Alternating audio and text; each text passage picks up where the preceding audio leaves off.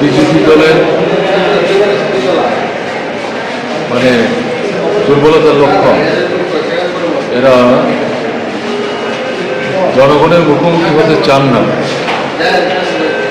এই কারণে তারা ভোটটাকে ভণ্ডুল করতে চাইছে। বিধানসভা নির্বাচন যেটা গেল তাতে তারা দেখেছেন রাজ্যের 61% মানুষ তাদের বিরুদ্ধে। লোকসভা নির্বাচন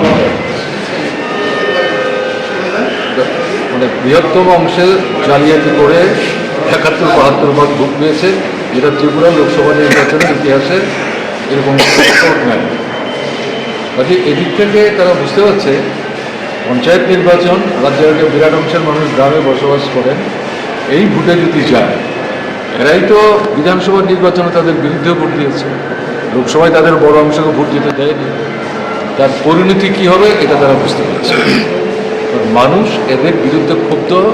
এই সরকার জনস্বার্থবাহী, জনকল্যাণে তাদের দৈনন্দিন যে সমস্যাগুলো আছে এগুলো সমাধানের জন্য কোনো ভূমিকা নিচ্ছে না। ফলে কী মুখে তারা মানুষের সামনে দাঁড়াবে?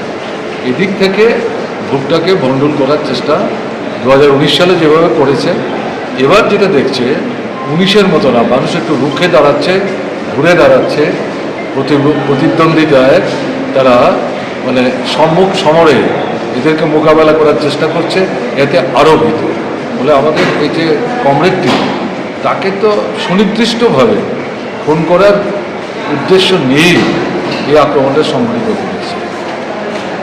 সে একজন 10,323 মানে শিক্ষক ছিলেন, সেটা নাই।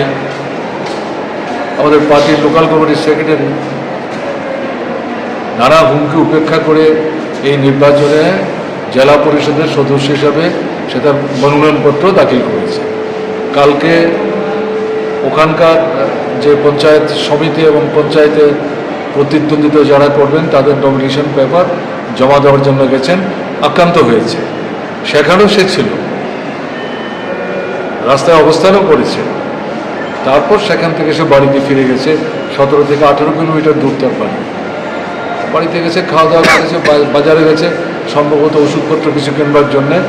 একেবারে ডিটারমাইন্ড ওয়েতে অপেক্ষা করছিল, টার্গেট করেই তাকে খুন করার জন্য আক্রমণের সম্মুখীন। বর্তমানে অবস্থা কীরকম? অবস্থা মানে খুবই যেটা বলা যায় ডাক্তারবাবুদের ভাষায় ক্রিটিক্যাল। কেমন না, তারা বলছেন আমরা আমাদের চেষ্টা করছি, দেখা যাক কি, খুব কঠিন।